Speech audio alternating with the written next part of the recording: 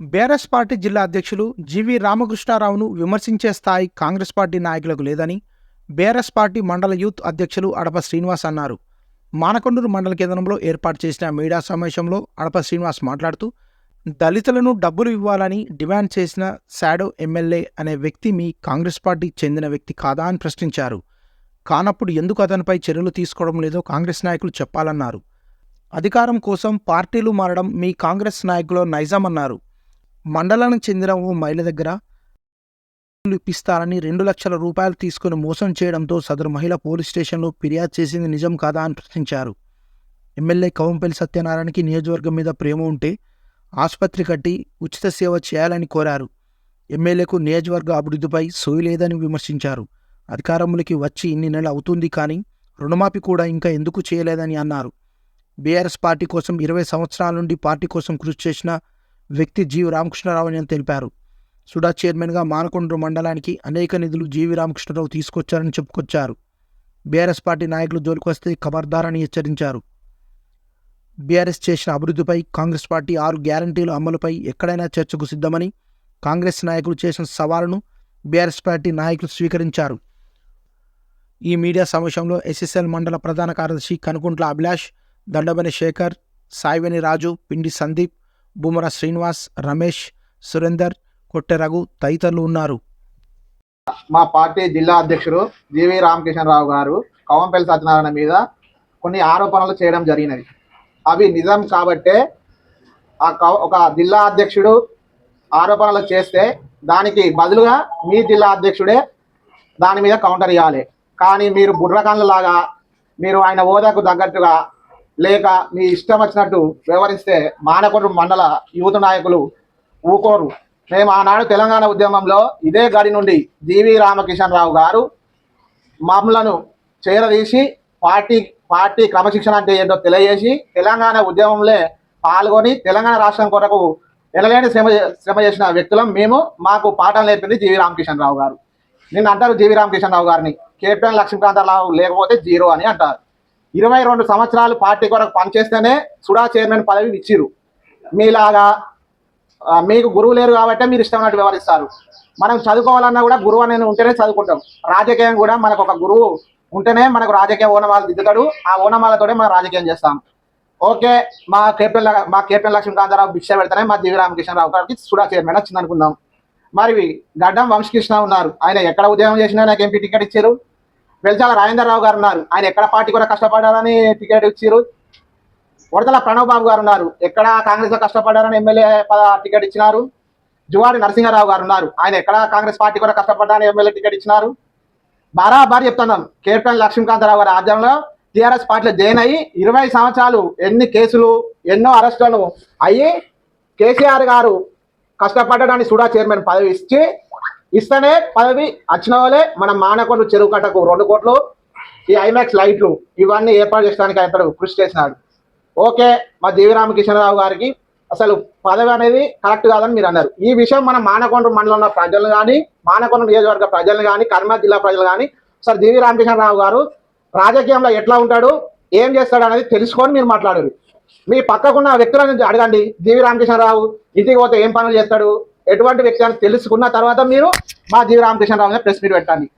Okay, మొన్న కూడా ఒక మాట మాట్లాడారు, మీ పక్కన ఉన్న వ్యక్తులు ఎట్లున్నా చూసి ప్రెస్ మీట్ పెట్టమన్నారు. మీ పక్కన కూర్చున్న వ్యక్తులు కూడా మొన్న రాగా మా పార్టీలో పదవులు అనుభవించి మా జిల్లా అధ్యక్షుల దగ్గరికి వచ్చి పదవులు చేసుకొని ఇవాళ మీ పక్కన కూర్చున్నారు. అది కూడా తెలుసుకున్న తర్వాత మా పార్టీ విమర్శించండి.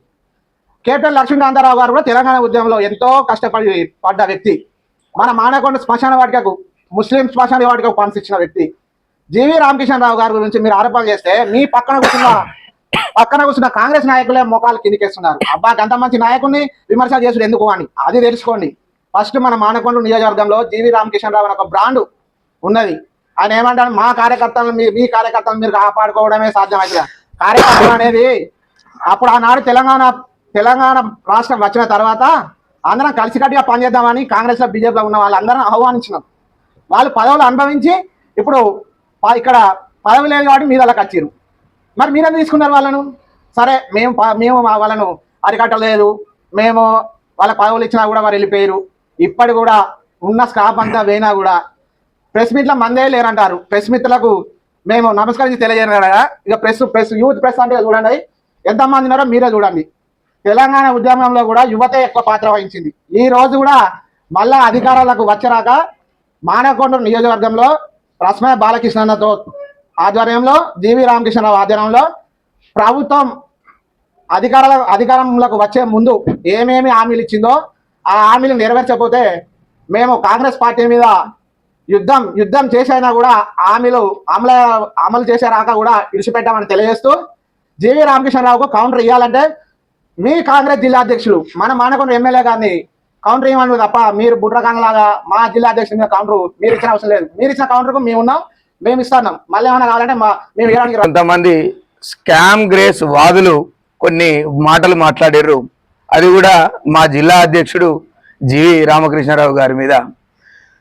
వాళ్లకు ఈరోజు ఇక్కడ నుండి ఇదే మానకొండూరు మండల కేంద్రం నుంచి వెళ్ళి ముక్కుసూటిగా కొన్ని ప్రశ్నలు చేయాలి, చెప్పాలని అనుకుంటున్నాము. మొట్టమొదటి విషయం ఏంటంటే, ఒక దళితునికి ఫోన్ చేసి పైసల దందా మొదలుపెట్టింది ఈ 6 నెలల లోపల మొట్టమొదటిసారి మొదలుపెట్టి పైసల వసూలుకు దిగింది మీ షాడో ఎమ్మెల్యే. ఆ ఎమ్మెల్యే కవంపల్లి సత్యనారాయణ అవుతాండా లేకపోతే ఆ షాడో ఎమ్మెల్యే అవుతాండా అది చూసుకోవాలి.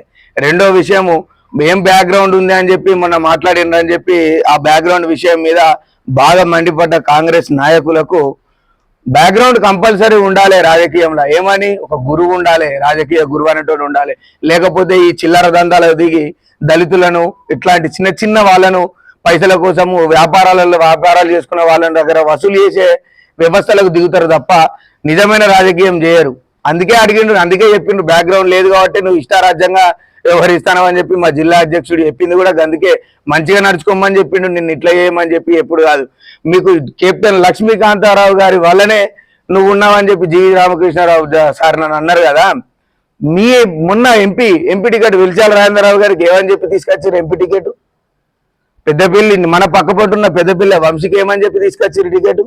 ఆ హుజరాబాద్ లో ఏమని చెప్పి తీసుకొచ్చారు టికెట్? ఈ పక్కపొట్టు ఇంకో కాన్స్టిట్యున్సీలు ఏమని చెప్పి తీసుకొచ్చారు? శ్రీధర్ బాబు ఏమని చెప్పి నిలబడతాడు. ఇప్పటికీ 100 విగ్రహాలు పెట్టుకుంటాను కదా వాళ్ళ నాన్న శ్రీధర్ బాబు. అది కాదా బ్యాక్గ్రౌండ్? దాన్ని ప్రమోట్ చేసుకున్నాడు కదా. ఎందుకంటే అనుచిత వ్యాఖ్యలు మాట్లాడు, ఇష్టం ఉన్నట్టు మాట్లాడు.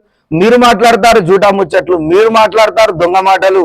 ఇక్కడ ఎవరు మాట్లాడతారు? మేము చీకట్ల సూర్యుని వల్ల దంద చేసినామని చెప్పి మాట్లాడారు కదా. ఇక్కడ ఎవరు చీకట్ల రకాల పార్టీలు మారి అధికారం కోసము ఓ పార్టీ నుండే ఓ పార్టీకి ఇవాళ ఇది తెల్లాడితే ఈడ పొద్దు వీకి తీడ పార్టీలు మారింది మీ నాయకుడు. మీరు దాన్ని సరిదిద్దుకోరి. ఇదే కవంపల్లి క్యాంటీగా నువ్వు కూడా తిరిగినావు కొన్ని రోజులు, అది మర్చిపోయినావా? అరే ఎట్లా స్వామి సింపుల్ గా మాట్లాడతారు, ముచ్చట నోటికి వచ్చింది 10 మందిలో బల్ల గుద్ది చెప్తాను. ఏం గుద్దుతావు? బల్లేం గుద్దుతావు? కాంగ్రెస్ పార్టీ నాయకులు మీ మీద దండయాత్ర చేస్తారు, మీ మీద కురికొస్తారు. మీ కాంగ్రెస్ పార్టీ నాయకుడు ఓ మహిళను మోసం చేసి 25 లక్షలకు ముంచితే పోలీస్ స్టేషన్ల చుట్టూ మేము తిరిగితే మీ ఎమ్మెల్యే ఫోన్ చేసి ఆయనను కాపాడుకుంటాడు. ఇది అబద్ధమా? ఇది నిజమా? ఫస్ట్ మీ కాంగ్రెస్ పార్టీ నాయకులను మహిళలను మోసం చేసుడు బంజేరి. మహిళలకు 2500 గృహలక్ష్మి అది పక్క పెట్టరు. మహిళలకు ముందు సేఫ్టీ ఇవ్వరి. భర్త చనిపోయిన ఆయన మోసం చేసి పైసలు వసూలు చేసుకుని అవతల వాడు. ఇది అరాజకీయం. 10 మంది కనబడతలేరు అన్నారు కదా మా వెనక. 10 మంది కనబడతలేరు, ఏమున్నారు? 10 మందిని పిలుచుకొని తీసుకొచ్చుకున్నాడు కాదు. అదే 10 మందితోటి 64 మంది ఎమ్మెల్యేలను రాజీనామా చేయించారు అప్పుడు తెలంగాణ కోసం. వీళ్ళు కాదా? ఇదే తెలంగాణ పార్టీ కాదా? 24 సంవత్సరాల నుంచి వెళ్ళి ఒకటే పార్టీ జెండా మోసుకుంటా, ఒకటే పార్టీలు వండుకుంటా ఈ పార్టీకి, ఈ జిల్లాకు, ఈ రాష్ట్రానికి సేవ చేసింది జీవి రామకృష్ణారావు సార్ కాదా? ఈ మానకొండూరు కాన్స్టిట్యున్సీ ఏర్పడకపోతే ఏడుండే మీ కవంపల్లి ఎక్కడుంటాడు? ఉండరా? ఏదో హాస్పిటల్లో మందుకోలే సూదో జ్వరానికో దగ్గో వేసుకొని ఉండపోనా? మానకొండూరు కాన్స్టిట్యున్సీ ఏర్పడకుంటే నీకు తెలుసునా, నాకు తెలుసునా? ఇవాళ ఈ గద్దె మీద కూర్చున్నా ఎందుకు పోయి ఉట్టుట్టిగా మాటలు మాట్లాడి ఎవరిని బదనాం చేస్తలేడా? వాస్తవాలు మాట్లాడతారు. ఉన్న విషయాలు చెప్తాను, మేము జరిగిన విషయాలని చెప్తాను, అయిందాన్ని చెప్తాను. సేవ చేయమంటాను, సేవ చేయి. చర్చకు సిద్ధమా అని అడిగారు కాబట్టి చర్చకు మేము సిద్ధమే. ఏ రోజైనా ఎప్పుడైనా ఆ వేరే పార్టీలు అయితే వారాలు చెప్తారు కానీ ఇక మీకు ఎప్పుడైనా మంచిదే. మీయే జాగాలు, మీయే కథ, మీదే గవర్నమెంట్ ఉన్నది. ఏదో ఎట్లాగో మీ స్కూళ్ళల్లో అన్ని మీ పర్సనల్ వాటికి వాడుకుంటారు కాబట్టి ఏదో ఒక దాన్ని వాడుకోర్రి. ఆ రోజు ఇలువురు మేము వస్తాం. ఎలాంటి చర్చకైనా 10 ఏళ్ళ మా పాలన, ఈ 5 నెలల మీ పాలన గురించి మాట్లాడారు కదా, మమ్మల్ని జనం ఊళ్ళకి వెళ్ళగొడతారా మరి మిమ్మల్ని వెళ్ళగొడతారా? ఓ 10 మందిని తీసుకొచ్చుకొని కూర్చుందాం. మీరు మేము కూర్చున్నా కూడా దానికి ముచ్చట కదా, అంత అందం ఉండదు. ఓ 10 మందిని తీసుకొచ్చుకుందాం, కూర్చుందాం, మాట్లాడుకుందాం. ఇక అయితే అవుతుంది, పోతే పోతుంది. లాస్ట్కి చివరి ముచ్చట ఇంకే అందులో వెనకకు తగ్గే ముచ్చటే లేదు.